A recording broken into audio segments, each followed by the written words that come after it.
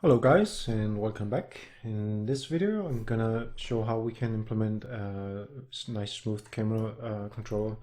So normally when we enter a game like this, the camera is gonna be moving kind of like this, and it's if you want to make a recording for something, to present something, this is gonna be very hard to control. So that's what I'm gonna try and do in this video. And if you have good idea about what you're doing anyway, let me just quickly brush up what this is based on. So basically it just it works the way that you're going to create a pawn that you control, and then you're going to have a camera actor which you will have follow that controlled actor just by a little delay. So you just kind of have things disconnected, and that's basically all there is to it. So if you already know what I'm talking about, then I guess you can go ahead and implement this yourself. But I'm gonna be doing this nice and slow, so in case you want to follow along, you're welcome to do that. Otherwise, yeah, good for you. So to begin with, I'm gonna create a pawn which we can control. So I'm going to call this my camera pawn. And as mentioned, we also want a camera, so this is just going to be an actor. So let's call this smooth camera.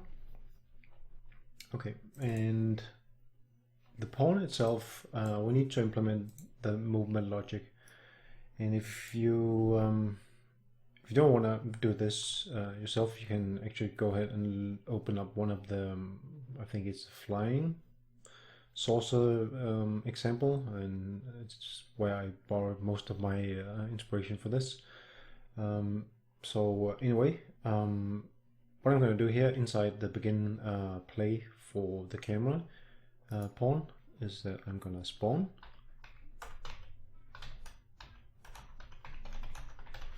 from class, and the class we're going to spawn is going to be the smooth camera, this one, and we're going to spawn it at the same location as we are get actor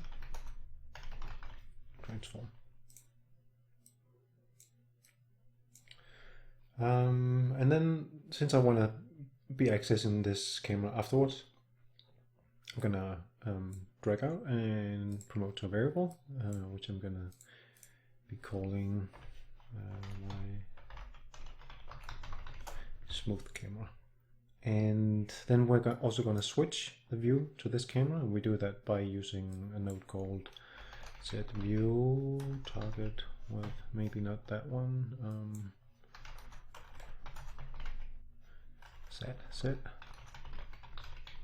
set view target with blend. Okay, I don't really see why it doesn't show up. I want to get this one, set view target with blend. Can't really remember what I did to get this to show up, but anyway, you want to connect this to the new view target, so that camera we just created is going to be the one that we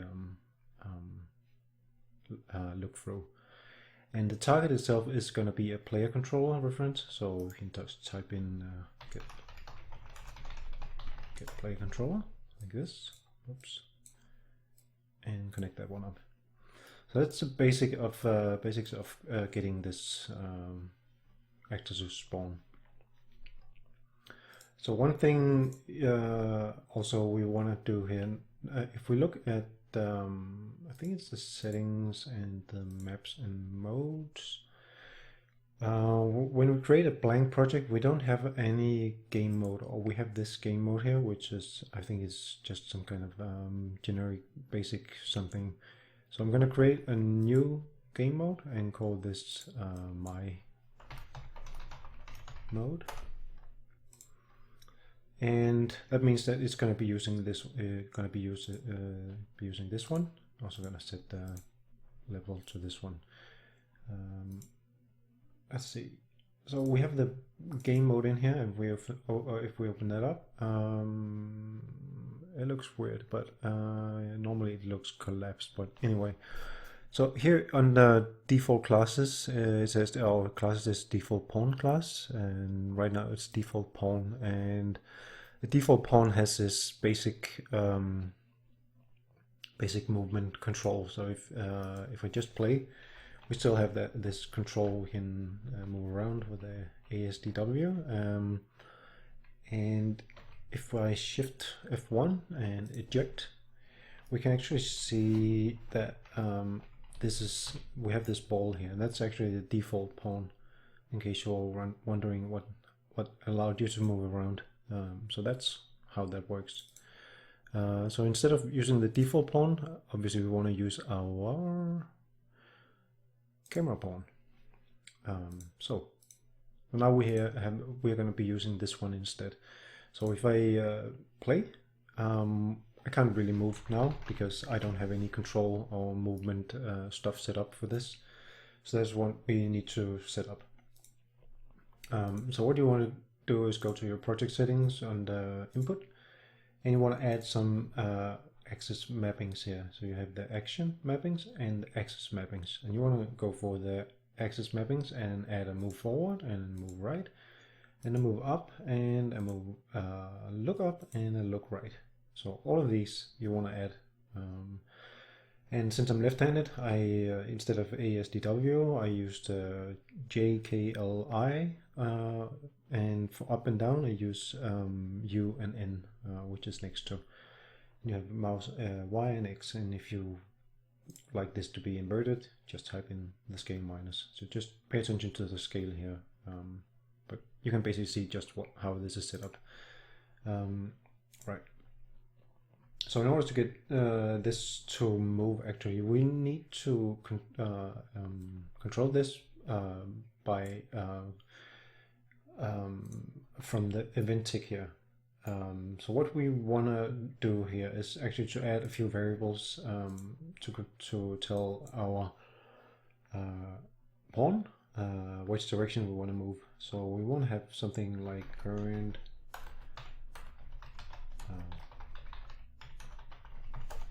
and as I said, you can basically borrow most of this from the one of the flying saucer examples. I can't really remember what it's called. Flying example something. Duplicate current right speed and current speed. So these are the speeds that we need to get, and when we combine these, we form a vector. Basically, that's the idea. And right now we don't have any way of saying how fast we want to move, because basically what happens is that these are going to be set to either a 1 or -1 or 0, depending on if you're moving or not. And then we want to have a variable called like movement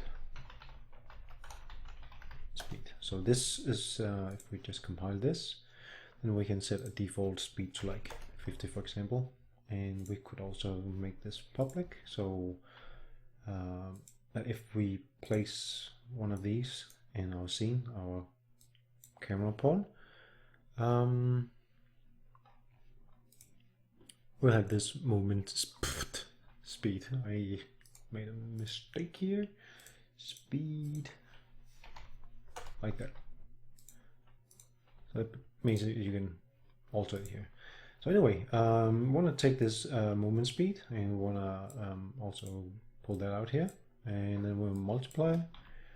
Let's multiply this float by float to form speed. I'm going to copy these a few times,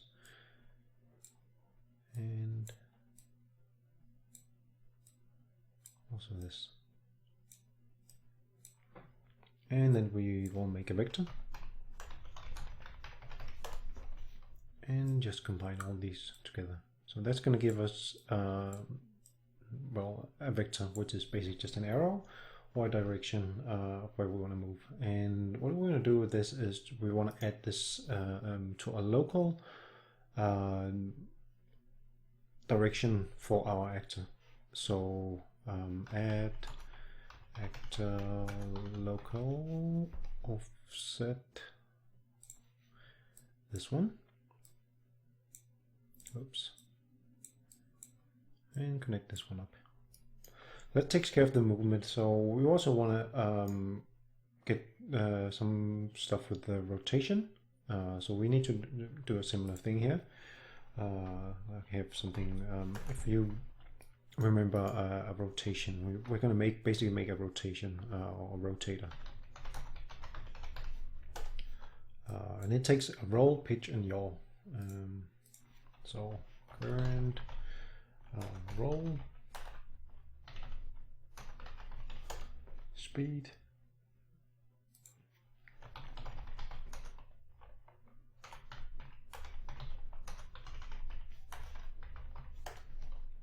and current yaw speed, like that. Pull them all out.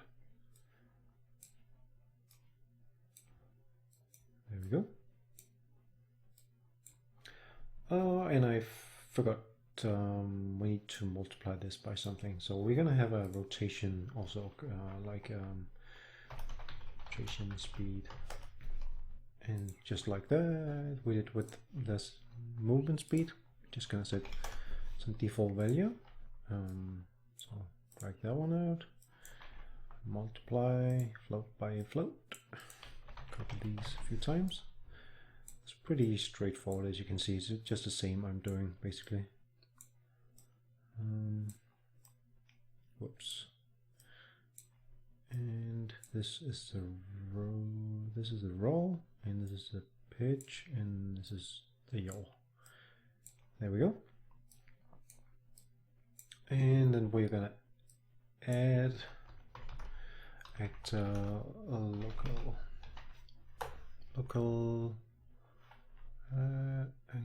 local rotation. There we go. And hook that one up.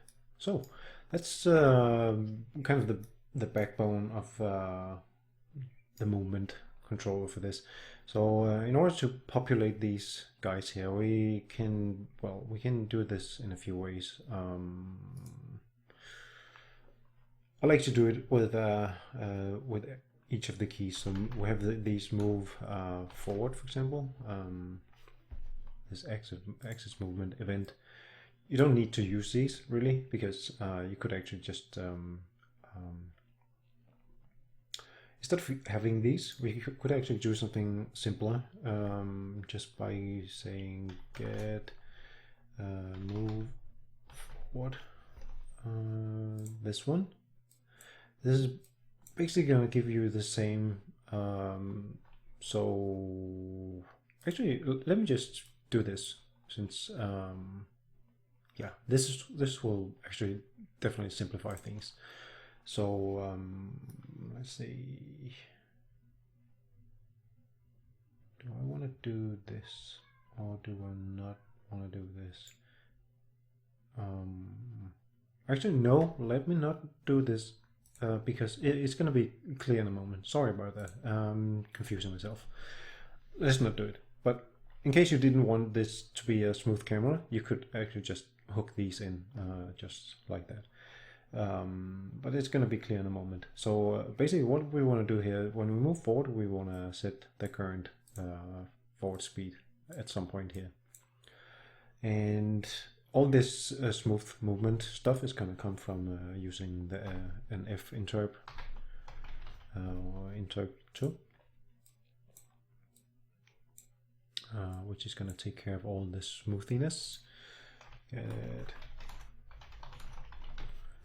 delta seconds, this one, and I think I used fairly low interp speed, like 5. You can also set this as a thing you can configure or something. And the thing is, we want to as long as we move,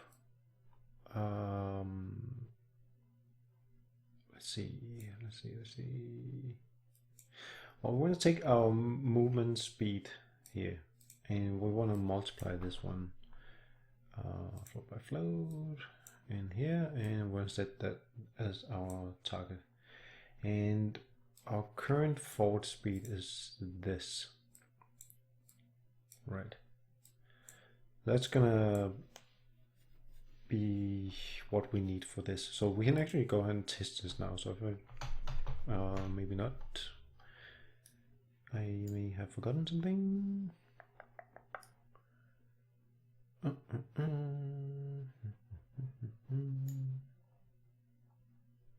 did I forget?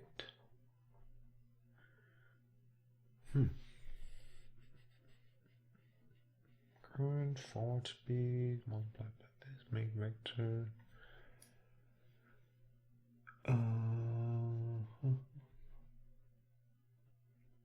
Oh, we forgot one important thing, because right now I set the view to the camera thingy over here, and actually the thing is, I didn't really do anything. I just set the view to this, but I didn't do anything with my camera actor, so I completely forgot about this. So let's implement that. So in order to get something to look through this one, we need to add a camera here. So add a camera, and I think actually that should, we don't have anything, we're not moving the camera yet. That's also something we need to take care of. So on the event tag here, we actually want to make sure to take this camera, which we set as a variable here. I'll take that and set the actor transform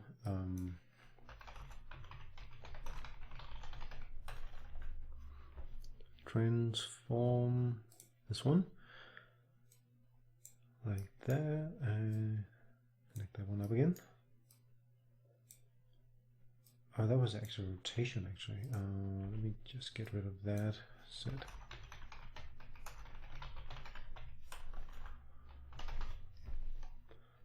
Set actor transform. Okay. So the actor we want to set the transform for is this one. And then we can use, again, a transform interp2. T interp2. Let's connect this one up. And the current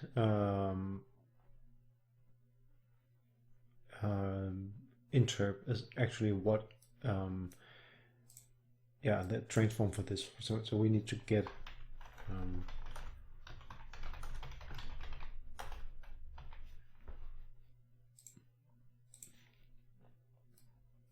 the current camera actor transform. And the target that we want to move it to is our own pawn location, and let's get actor transform. So this one, and while that delta second we can grab from this one, and we can set this to a very low value for now. So whoa, that was a bit fast. I think I might have done something wrong. Let me see. Oh, I have the movement speed up here. I have it twice. Oh, that's why. Okay, so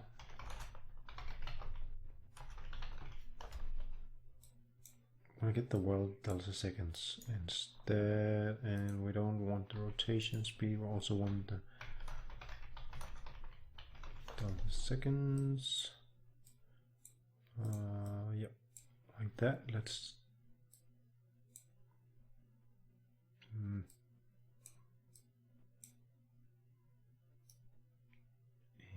this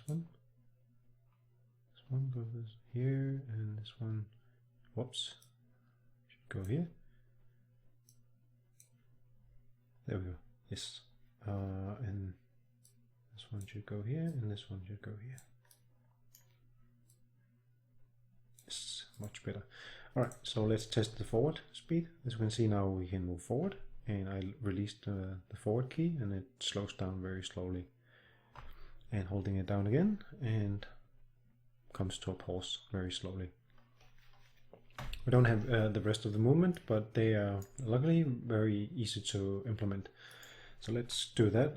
Move right and move up.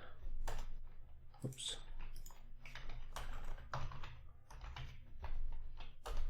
And I want to have look up and look right.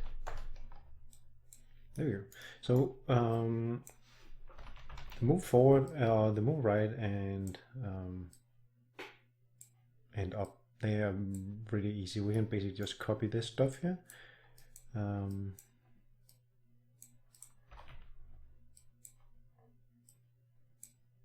Like that, and we just need to switch out the variables. So this is the move right, so let's get the current move right. You can drag it to the side here, coming in from the side. That's gonna switch it out, and also on the side here, switching it out, and move up, current up speed and current up speed. So this we can, or maybe not, because I forgot to hook this one up and hook this one up, but then we can move to the right and let go, and move to the left and let go, or right and left, and we can move up and we can move down. So now we just need to add the rotation stuff for this, and while it's a little bit different, it's not that much harder really. So we're gonna get the look up is the, let's see, this is the pitch. So the current pitch, this is what we want to set eventually, like this. And again, we want to use an F interrupter. So just grabbing one from up here. And the current pitch goes into the current, and the delta seconds, we're just going to grab from up here. And the target is going to be whatever we, is really turn speed, rotation speed, I think I called it here, get. Multiplied by this one. So it is, oops, it is basically the exact same, just switching out the movement speed with the rotation speed.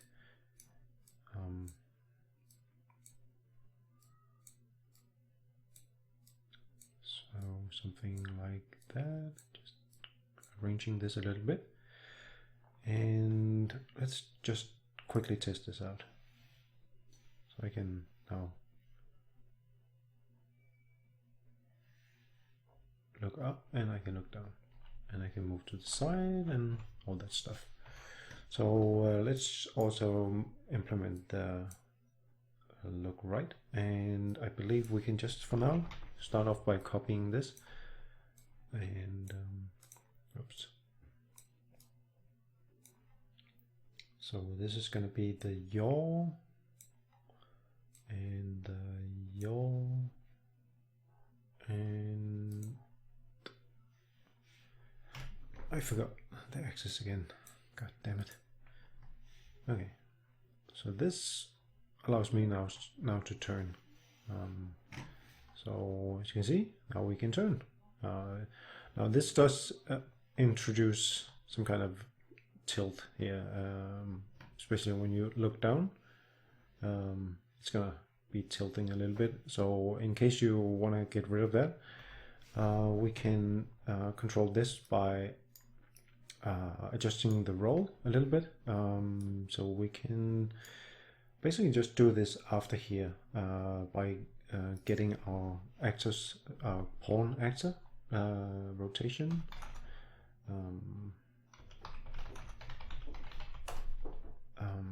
So this is the pawn ourselves, and we can break this open, or if you don't want to do that, you can right click and split it, because we just want to get the roll, and we want to inverse this by some number. So if we inverse this by just by -1 and just feed that into the current roll speed, set into this one, something like this. Let's see, without any interp actually at this point here. Might want to add it actually. Let me just add it anyway, since I used these interps all over the place. Let me just do it here as well. Interp delta, and the current is the current roll, and the target is going to be this one. So let's see what this gives us. So when we now rotate, we can see it kind of flattens or kind of auto adjusts itself, which is kind of nice. And if you want this to be a little bit faster, or actually quite a bit faster, just set this a little bit higher, and that allows you to kind of just look down like this without having that rotation. Okay, so I think that's actually what I wanted to show in this video. Let me see, I have 26 minutes on the video. That is actually one last thing I could add to this, and that's what is it called?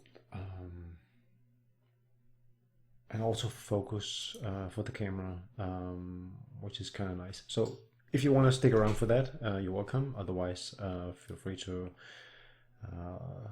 yeah, stop here if you learned what you needed. Otherwise, I'm going to spend like 5-10 minutes more on making an autofocus real quick. So let's go to the smooth camera. So the smooth camera is this guy here with the camera. So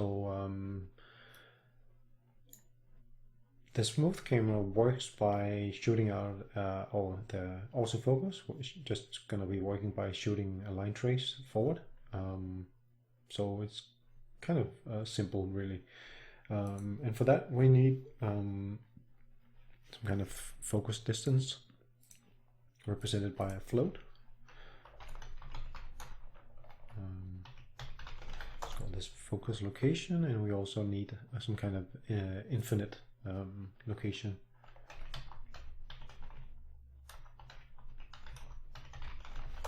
Like that. Okay, and as I said, we want to do this by using a line trace. Line trace by channel. And the beginning of the trace is going to come from the camera itself. So get or we could get I guess we could get actor. Let's get the actor's location instead. I guess that's kind of the same. I'm just going to hook this up to the event tick. Normally it's not a super good idea to have this running on every tick if you can avoid it, because it's probably going to be a waste of time. So I'm just going to mention show how we can improve this a little bit towards the end.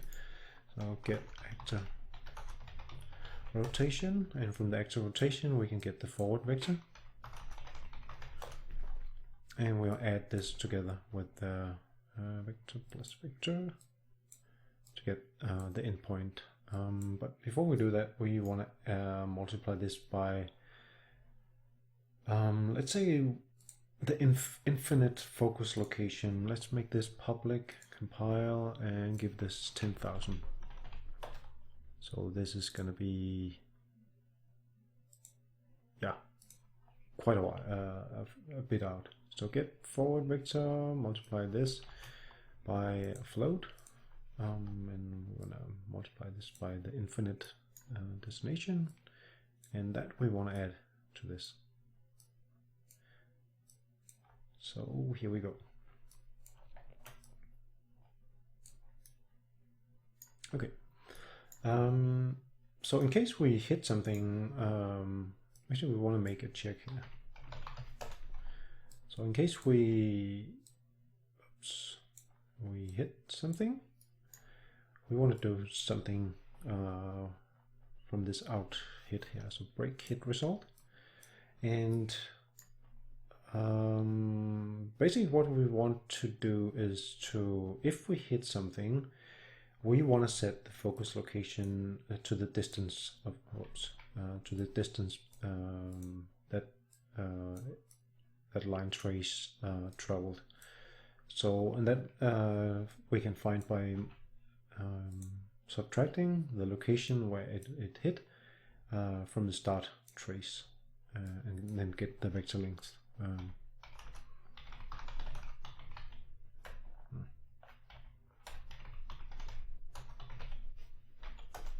This one.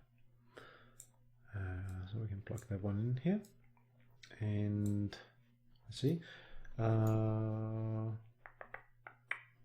Yes, and in case we don't hit anything, we want to set it to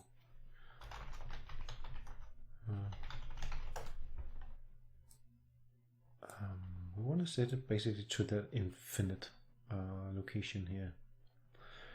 So the thing about this is it's going to be switching constantly, or switch instantaneously. So what do we probably want to do again, because we are working a lot with F interrupts today, to use another F interrupt here, and then we'll make this transition a little bit more smooth. So, whoops, plug in the focus, current focus location. And the target is going to be this length, and let's say fairly quick, maybe 15. Oops, that was delta time. So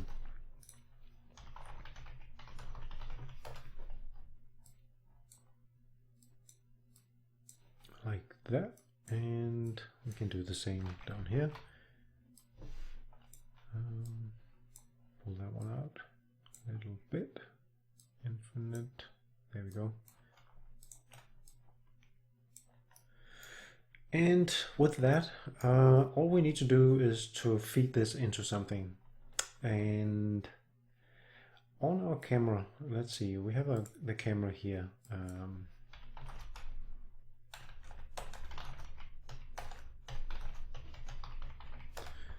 We can set the post-process settings, which has a depth of field. So drag out from this one and make post-process settings. And when we have this one selected, we can see all these things we can adjust. And the one I want to be adjusting here in this case is I want to set this to circle depth of field. I want to set the aperture f-stop to like 1, and I want to set the focal distance, which is going to be that distance we need to set really.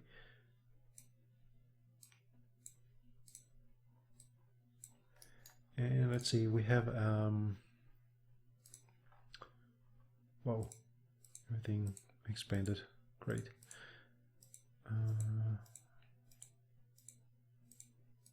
Oops. And the focal region, I think, let's say focal region, yeah. And I'm gonna set this to 500. So this is basically wherever we set the focal distance to, is if this is 1000, then as far as I understand this, it's gonna put things in between 250 away and 250 closer. Keep that in focus, and then fade things out on the other sides with the blur. So with that, let's give this a test run.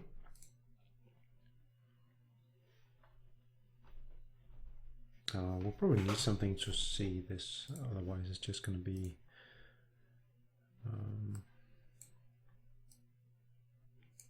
the ground itself. So let's do something like so sphere here, something, and let's move this one back a little bit.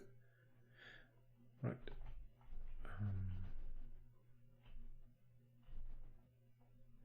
Okay. So hopefully we can see that the cube, the cube and the sphere in the background was in focus, was not in focus, and now yeah, we can see it's definitely working. I can see it's changing as we move the camera.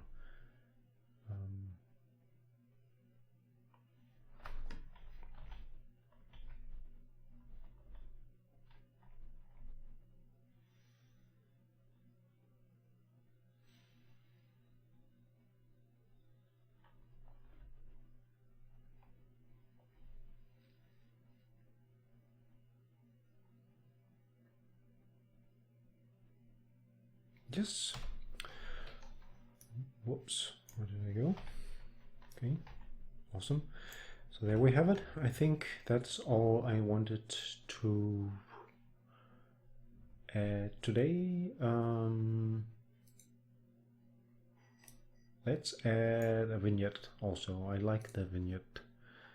It's a nice little cheap effect. But which makes things look really nice, I think.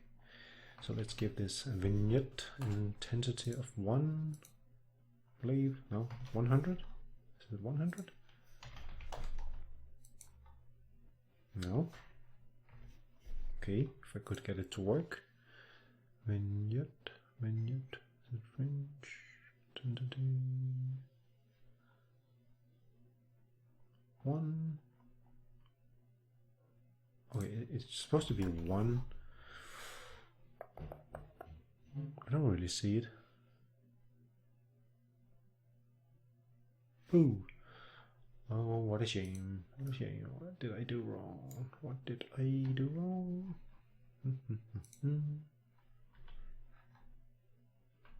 Oh, what? That's weird. I didn't do anything. Did I?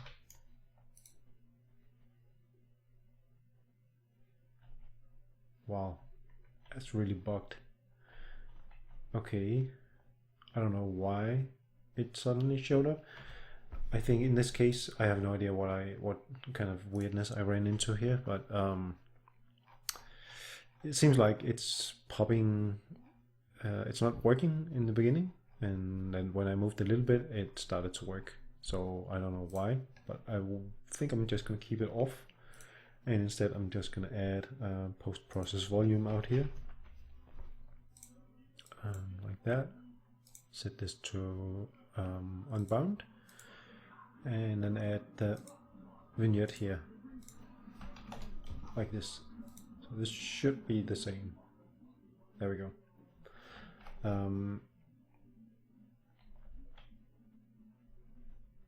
Right.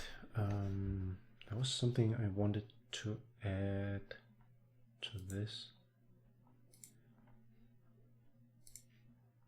Yeah, remember to save.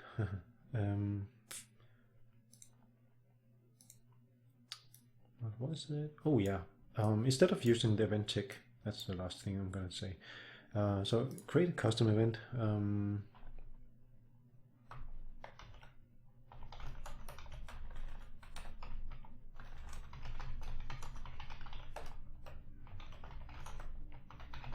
Call this just focus, and then replace this one, and then we can disconnect the event tick, and then on begin play set timer by event, and you have this little red dot you can connect up here, and you want to have this looping, and you want to have this to 0 point something, like 0.05 maybe. So that's gonna be running instead in a timer. So it's not gonna run constantly on every single goddamn tick, but it's still gonna run fairly often. So it's gonna, yeah, work pretty well. A good thing, by the way, about this aperture f-stop is if you want this to be even more blurred out, you can set this, lower this one.